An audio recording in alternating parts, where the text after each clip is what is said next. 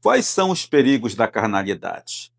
Quais são as consequências que ela traz para a nossa vida emocional, a nossa vida espiritual e a nossa comunhão com Deus? Meus queridos, quando eu falo em carnalidade, eu não estou me referindo apenas ao pecado sexual, pois existe uma lista de coisas que o apóstolo Paulo qualifica como sendo algo carnal. Mas não é apenas isso. Mesmo fora da lista de Paulo, ainda existem outros comportamentos e práticas que se enquadram nessa categoria de carnalidade. Olha o que Paulo fala aos Gálatas, no capítulo 5, o versículo 19. Ele diz assim: Ora, as obras da carne são conhecidas e são prostituição, impureza, lascívia, idolatria, feitiçaria, inimizades, porfias, ciúmes, iras, discórdias, dissensões, facções, invejas, bebedices, glutonarias, e assim vai. A lista é extensa. Então, quando a gente fala em carnalidade, as pessoas associam tão somente a área sexual. Mas a área sexual, ela é apenas um ponto da carnalidade. E é sobre isso que nós queremos conversar nesse vídeo. Fica comigo, vamos falar sobre este assunto.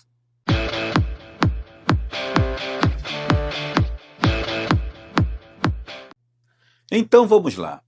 Meus queridos, nós vivemos em uma era de estímulos e prazeres imediatos. Tudo em nossos dias parece nos convidar a satisfazer o nosso eu, desde a cultura digital até as pressões sociais. A carnalidade, no entanto, não é um problema moderno, não é nada na nossa geração tão somente.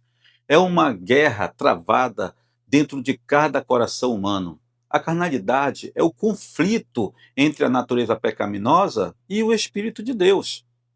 O apóstolo Paulo descreve essa luta, irmãos, não como uma simples fraqueza, mas como um estado espiritual que conduz o ser humano à morte. Isso é muito sério. Hoje, o Senhor quer nos ensinar como vencer essa batalha e experimentar a verdadeira liberdade em Cristo Jesus. A carta aos Romanos foi escrita pelo apóstolo Paulo por volta de 57 depois de Cristo, durante sua presença ali na cidade de Corinto. O Império Romano era o centro da cultura, do poder e do prazer. A moralidade, irmãos, era relativizada e a carnalidade exaltada naqueles dias. Era nessa cultura que viviam os irmãos. A igreja de Roma enfrentava grandes desafios: conviver com a tentação diária e entender o que significava ser guiado pelo Espírito Santo. A prática da carnalidade em Roma era muito normal e aceita por todos, mas, como cristãos agora, eles precisavam viver diferente. Imaginem o desafio, a batalha que eles travavam. O Evangelho exige, irmão, de nós uma conduta, uma nova conduta, mesmo estando em uma sociedade hostil como aquela. Paulo escreve para esclarecer a tensão entre a carne e o espírito. Conceitos profundamente espirituais práticos que ele coloca. Carne aqui, queridos, não é o nosso corpo físico, mas a natureza humana corrompida pelo pecado. O Espírito representa a nova vida que nós recebemos em Cristo Jesus, está habilitada pela própria presença do Espírito Santo. Assim, o apóstolo ensina que a vida cristã, queridos, ela é autêntica, não é marcada por esforço humano, mas por uma rendição total à direção divina. Em outras palavras, ele quer dizer que eu vencerei a carnalidade dando lugar tão somente ao Espírito Santo. Paulo usa o verbo aqui cogitar, ou seja, pensar, para mostrar que a carnalidade começa na nossa mente, no nosso pensamento.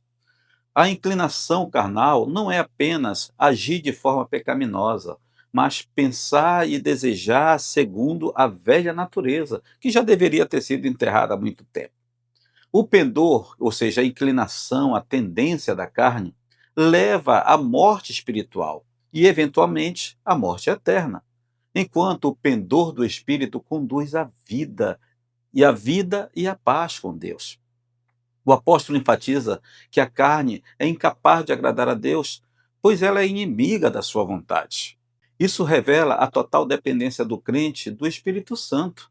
Não é possível, queridos, nós vivermos uma vida espiritual verdadeira sem o domínio do Espírito Santo sobre os nossos pensamentos, sobre as nossas ações, sobre as nossas emoções, etc.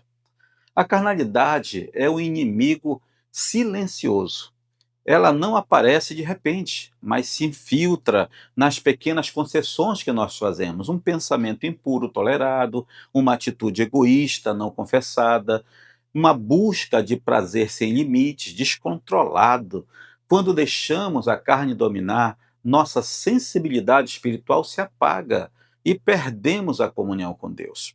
O perigo maior é que a carnalidade não compromete a nossa vida emocional, familiar e ministerial tão somente. Ela destrói o nosso relacionamento com Deus.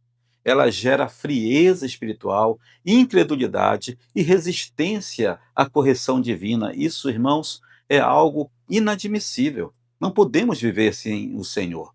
Quero compartilhar com vocês 3 princípios que nos ajudarão a entender a vencer este mal. Vamos lá, então? O primeiro deles, a natureza da carnalidade.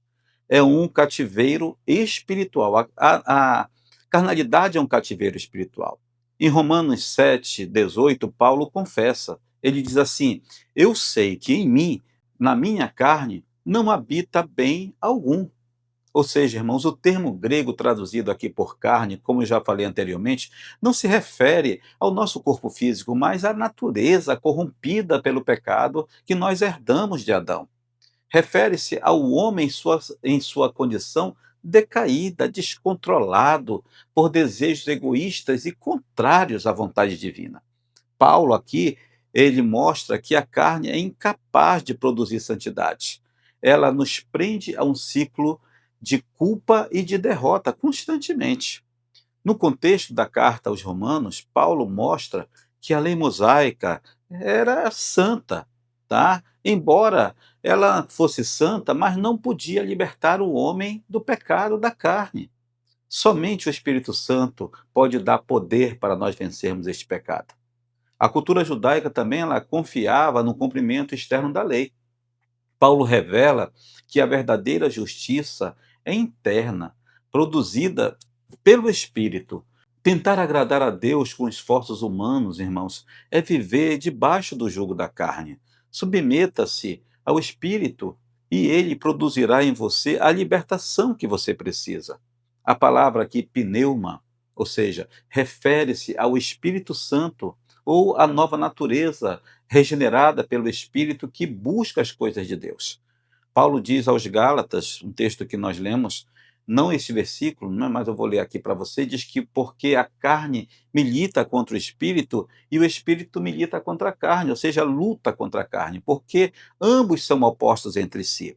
Gálatas 5:17. Assim, como um prisioneiro não pode libertar-se sozinho, o homem carnal não pode vencer o pecado por si mesmo, irmãos. É impossível. Um abismo chama outro abismo. Então, reconheça suas fraquezas, dependa do Espírito Santo em oração, obediência diária. A vitória começa, queridos, quando admitimos nossa impotência e nos rendemos à graça de Deus. Depois de reconhecermos que a nossa natureza carnal é um cativeiro espiritual, percebam agora as consequências dessa carnalidade, que é o nosso segundo ponto. Ou seja, as consequências da carnalidade é a morte e separação de Deus. O versículo 6 de Romanos 8 é claro. O resultado da carnalidade é a morte, queridos. E essa morte começa no afastamento da presença do Senhor, na perda da alegria e na ausência de paz. É muito comum ver isso no meio cristão. Pessoas sem paz, sem alegria. Toda vez que alimentamos pensamentos carnais, como invejas, impurezas, orgulho, estamos cultivando a morte espiritual aos poucos. A vida e a paz florescem onde o espírito tem liberdade para governar, queridos. A mente carnal produz inevitavelmente a ruína espiritual, pois está desconectada da fonte da vida, que é o próprio Deus. Entre os cristãos de Roma, Havia divisões entre judeus, gentios, e muitos julgavam uns aos outros segundo os critérios carnais. Está lá em Romanos 14. Depois você dá uma lida nesse capítulo. A carnalidade, portanto, ameaçava a unidade da igreja. Paulo chama os cristãos a viver no espírito, onde não há essa dificuldade e a comunhão ela é verdadeira, a humildade, o serviço mútuo são presentes. A carnalidade ainda destrói relacionamentos na igreja até hoje. Quando seguimos o Espírito, irmãos, há reconciliação, há perdão, há unidade no corpo de Cristo. O apóstolo Tiago nos diz, em sua carta, no capítulo 1, versículo 15, ele diz assim, ó, então a cobiça, depois de haver concebido, dá à luz o pecado. E o pecado, uma vez consumado, ele gera a morte. Um exemplo prático disso. Um carro sem combustível pode parecer bonito por fora, mas ele não anda. Assim é o cristão que vive sem o domínio do espírito. Parece bem, mas está parado espiritualmente, sem produtividade, sem atividade. Examine se há áreas em sua vida onde o pecado tem governado. Confesse e restaure a sua comunhão com Deus. Todo afastamento da voz do Espírito, irmãos, é um passo rumo à morte espiritual. Por isso, nessa reflexão, já descobrimos que a natureza da carnalidade, ela é um cativeiro espiritual, que as consequências da carnalidade são a morte e a separação de Deus. Agora, nesse último ponto, nós vamos saber qual é a solução disso. E a solução para a carnalidade, irmãos, é tão somente andar no Espírito Santo. Gálatas 5,16 declara: digo, porém, andai no Espírito e jamais satisfareis a concupiscência da carne. A vida cristã, irmãos, ela é marcada por uma decisão constante de submissão. Embora o crente tenha o Espírito, isso é um fato, ele ainda tem possibilidade de se inclinar para a carne, sim. Está lá nos versículos 16 e 17 de Gálatas 5. A vitória espiritual não vem pelo esforço próprio, mas de andar do Espírito, ou seja, de caminhar debaixo da sua direção. Cada manhã, entregue a sua mente, as suas emoções, desejos ao Espírito Santo. A vida espiritual não é automática, é uma escolha deliberada e contínua que precisamos fazer todos os dias. O segredo não é lutar com a carne, e sim contra a carne para viver o Espírito Santo, para ser cheio do Espírito Santo. O Espírito Santo renova nossa mente, transforma desejos e produz frutos de uma vida santa. Romanos 8,13 diz: porque se vivermos segundo a carne, caminharemos para a morte. Mas se pelo Espírito mortificarmos os efeitos da carne, certamente nós iremos viver. Paulo contrasta aqui duas inclinações internas nesta passagem que ele cita. Tá? Inclinar-se para a carne é fixar a mente em valores terrenos, desejos carnais, independentes de Deus. Agora, inclinar-se para o espírito é fixar o pensamento, a vontade, o coração nas realidades espirituais, em harmonia com o Espírito Santo, irmãos. Um exemplo prático, bem conhecido do que estou falando, é como uma árvore que recebe água diariamente para se manter verde e produtiva. O cristão precisa buscar o Espírito por meio da palavra e da oração constantes para viver vitorioso. Por isso, desenvolva hábitos saudáveis, espiritualmente falando. Leitura bíblica, comunhão verdadeira e adoração ao Senhor, que alimenta o Espírito dentro de você. O Espírito Santo não apenas livra da carne, mas forma em nós uma nova natureza, o caráter de Cristo, queridos. Antes de finalizarmos esta mensagem, eu quero deixar 3 ensinamentos práticos que nós já falamos até agora, não é? Mas que vão nos ajudar a somar para vencer esta carnalidade. Primeiro, a carnalidade começa na mente, tá? Mas pode ser vencida pela renovação espiritual. Alimente sua mente com a palavra de Deus e não com pensamentos impuros. Paulo diz aos Romanos, no capítulo 12, um texto que eu gravei faz muito tempo, e eu uso muito esse texto porque é algo que me chama muito a atenção quanto à nossa pragmática, quanto àquilo que realmente devemos colocar em prática. Paulo diz aos Romanos 12 assim: rogo-vos, pois, irmãos, pelas compaixões de Deus, que apresenteis os vossos corpos por sacrifício vivo, santo e agradável a Deus, que é o vosso culto racional. E não vos conformeis com este mundo, mas transformai-vos pela renovação do vosso entendimento, para que experimenteis qual seja a boa, agradável e perfeita vontade de Deus. Então, vamos alimentar a nossa mente com aquilo que é saudável, tirar da nossa mente aquilo que nos afasta do Senhor, pensamentos iníquos, pensamentos de morte, pensamentos maliciosos, pensamentos do mal.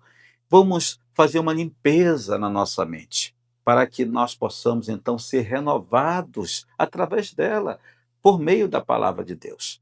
A segunda coisa que eu quero falar para vocês hoje é que a carne, ela promete prazer, mas ela entrega a morte. Avalie suas escolhas não pelo prazer imediato, mas pelo impacto eterno, irmãos. Que adianta o homem ganhar o mundo inteiro e perder a alma? E terceiro e último lugar, a vida cheia do Espírito Santo é o antídoto contra o poder da carne. Busque diariamente a presença de Deus e dependa do Espírito em cada decisão. Eu quero concluir essa palavra dizendo, irmãos, que a carnalidade é um caminho de morte, mas o Espírito é o caminho de vida. Deus nos chama hoje a abandonar o controle da carne e permitir que o Espírito Santo governe o nosso ser. Viver no Espírito, irmãos, não é uma teoria, é uma experiência diária e de comunhão e transformação com Ele. Se você tem lutado contra desejos, fraquezas ou hábitos que te afastem de Deus, o Espírito Santo quer renovar a sua mente e libertar o seu coração deste mal. Escolha hoje viver pela fé, buscar intimidade com Deus e experimentar a paz que o mundo não pode oferecer, mas que somente o Espírito nos dá. Que o Senhor te abençoe com essa palavra. Você e toda a sua família. Divulgue esse vídeo. Se essa palavra te edificou, se inscreva em nosso canal, nos ajude a publicar outras mensagens para alcançar novas vidas, para que o Senhor possa abençoá-las também. Em nome de Jesus. Amém e amém.